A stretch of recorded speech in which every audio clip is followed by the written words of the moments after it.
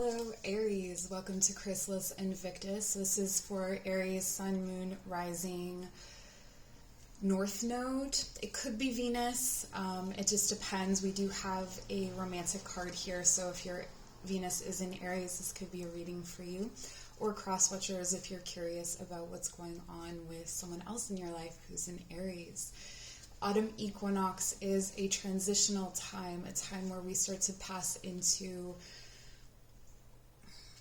things dying, things fading, things passing into the underworld, but at the same time the underworld comes forward. So even if you look at water now, you'll see that there is a mirror-like reflection or a stillness to the water. There's a stillness to the air, and the ancestors and Fae and spirits and energies are very, very close to us right now. So we have this ability to connect in with it, and scrying is coming through very strongly for you at this time. Scrying is where you look at a reflective surface.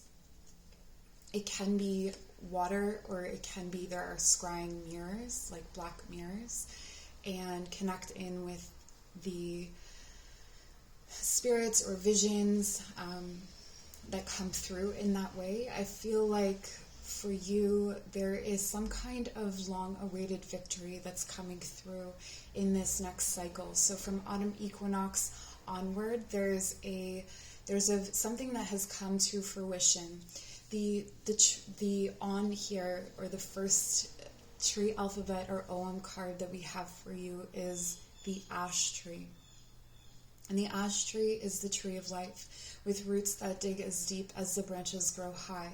And so there's something very, very special and mythical about this ash tree. And it feels to me as if your roots have now grown as tall as your branches, that you are now in a place where you feel very connected both to the spirits above and to the ancestors below. And this is a very strong position to start off your winter season with. There is an indication here with the Ethid, and forgive me if I'm pronouncing that incorrectly, where you are potentially offering love or receiving love, or there is a coming together of two like-minded individuals to create something really emotionally beautiful. I feel like there is an aspect here of divine intervention. So it could be that this victory has come through a long period of time where you've waited to come back together with a person, or you've waited to be able to create this with this person. And this is your beautiful gift that's coming through in autumn equinox. The card here that shows the two people is the tree of the aspen, and the aspen tree is very, very connected at its root to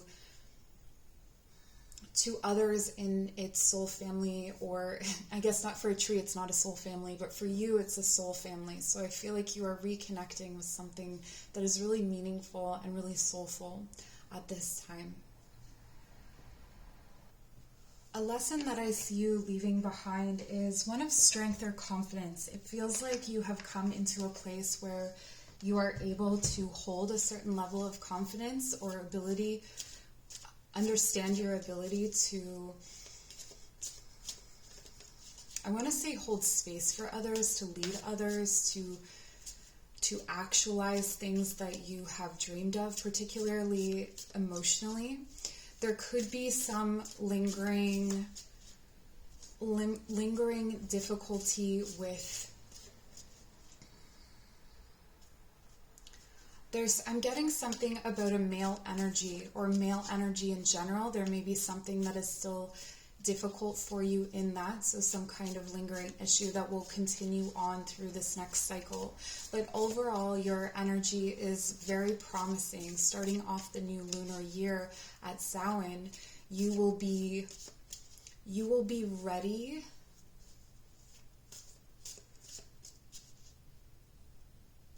ready for what is coming next, it feels like. So where before you may have lacked a certain amount of confidence, or you may have felt like you had fallen behind in some way. It feels like you've caught up. Keep in mind these are general messages, so take them how they resonate. And you have the card here of Aspen again. So doubling down on this message of Aspen, I feel like there is something about you. There's something about you that maybe people think is meek, or that they have thought, I'm getting like underestimated, but you see the Aspen here is guarding the portal or the space to the underworld. And I feel like this is indicating that you have been watching or observing something for long enough that you understand how it works, you understand how it functions, and this is giving you an advantage moving forward. There was once a kind of paralyzing fear of creating something and having it destroyed. So again, this could be the relationship, or this could be something else, but it feels like it was something that you poured a lot of energy and love into, and maybe in the past it didn't sustain, or it overboiled, or it didn't come out the way that you wanted it to, but it feels like you have found the perfect way to bring this through and to bring this forward. There are, some still lingering insecurities when it comes to this male energy. I don't know if this is a boss energy, or perhaps this is you as the boss energy with that Emperor energy of Aries, where you are, I don't feel like Aries is typically insecure. I feel like it's more like there is some kind of lingering self-deception that is being cleared away, and I feel like this could be cleared away by this romantic situation, or this partnership, or this connection into this group of people that are very nourishing for you, that are very connected to you and your soul's journey.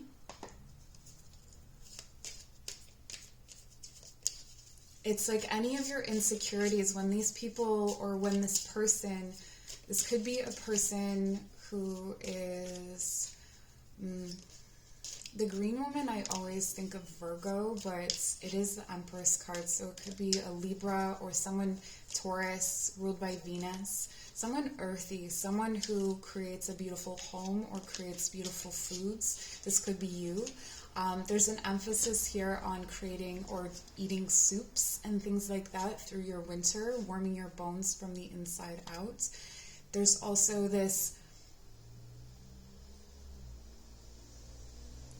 a need to recognize the soup. So the soup is like a version of water, how these emotions can be really nourishing, how your intuitions and those sorts of currents and those connections to your soul family can be really nourishing.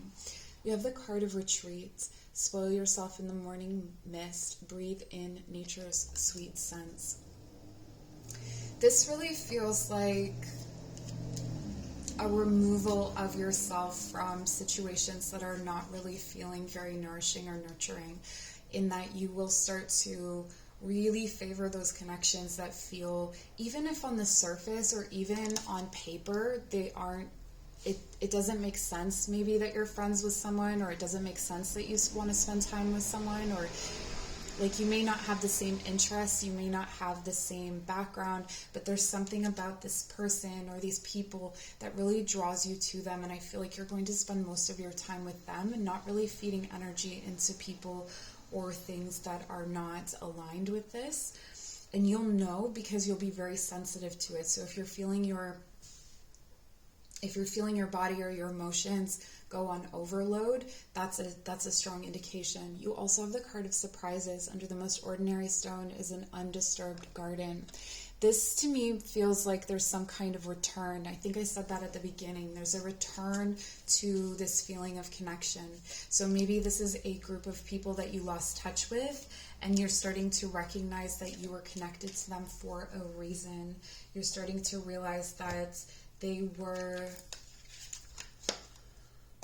part of your soul's journey, and though you may not have certain things in common or agree politically or agree on everything, there is a love here that is truly magical and special. I want to warn you here about not creating or not being creative or not listening to these things. If this energy is turned on its head and it's not listened to, it can be very destructive. Okay, so if you start to see things being if you start to see destruction coming up in your life, it's because it's in need of the opposite. It's in need of creation. So if you, for instance, if you are someone who paints and this is how you get out certain energies, if you're not painting, it will then start to eat away at your relationships or eat away at certain things in your life. But the things that it will eat are the things that you are in need of letting go of anyway. We have here seed spells. Create your story. It is the most potent form of magic. Something here about narrative and those connections and past life. You may want to check into past life experiences or past life meditations. Journeying into the other underworld, if you journey, is going to be really key, guided by the green woman especially. The green woman, or there is someone who's going to come into your life as a teacher. She's about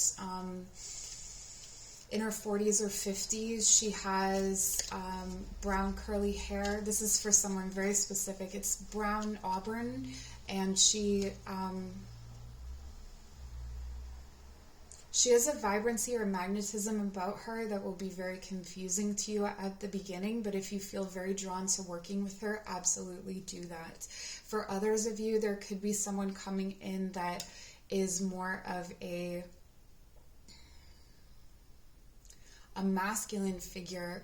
This masculine figure has a lot of feminine energy, but they work with, I want to say they work with their hands. I want to say that they're a craftsman with a lot of feminine energy, and they may have something to teach you to do with your hands. So their spiritual teachings may not come through verbally or in song or in something like storytelling in that way, but it'll be storytelling through an object or through a skill. And then we have the card here of the Honey Mother. Sometimes the greatest magic lies in the smallest of forms. This is a repeating theme. So there's very, very small things that are going to try and make themselves known to you. It's like keeping your attention on those minute details or on those small things.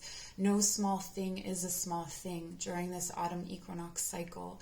And I do feel like this continues, but not very long.